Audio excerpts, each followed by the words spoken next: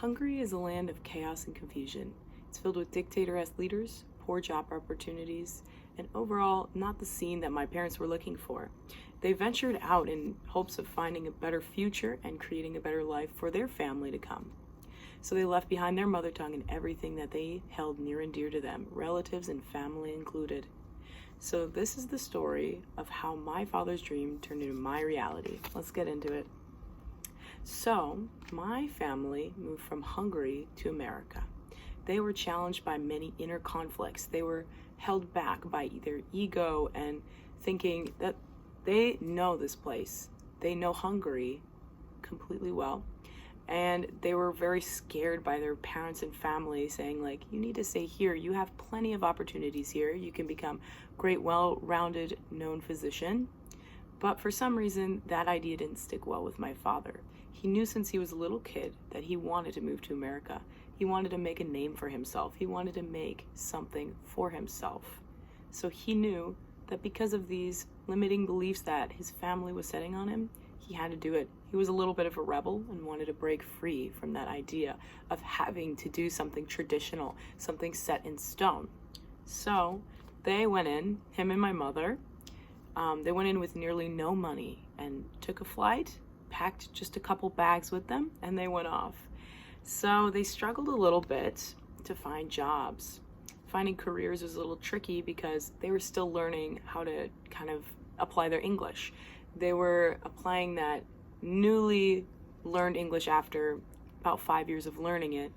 And it was a little difficult to be able to, go to the workplace and see that they're completely immersed.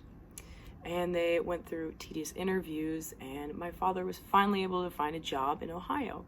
And my mother wasn't so lucky, but she did end up being pregnant. So she ended up becoming a stay-at-home mother full-time, and it worked out well because then my mother could take care of the house and my father could be the caretaker of the money and finances. So he was more of the income, but they did miss their relatives and their friends back at home a lot. They did make lots of new friends, so that was great. They made their own community and found more Hungarians.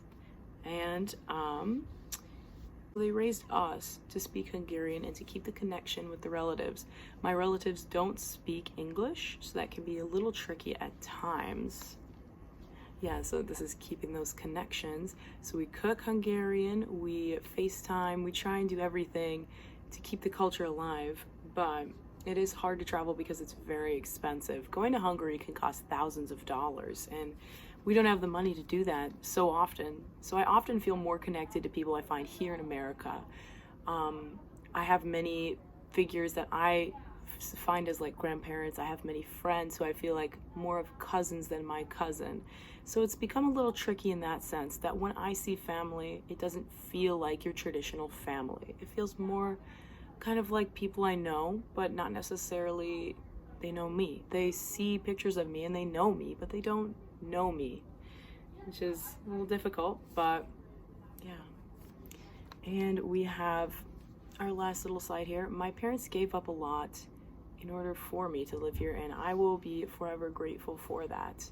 I don't know what my life would be like if I was in Hungary. I would not have all the same opportunities. I would not be here giving this speech today, but I am super thankful to be here. And I have this nice little quote to close off.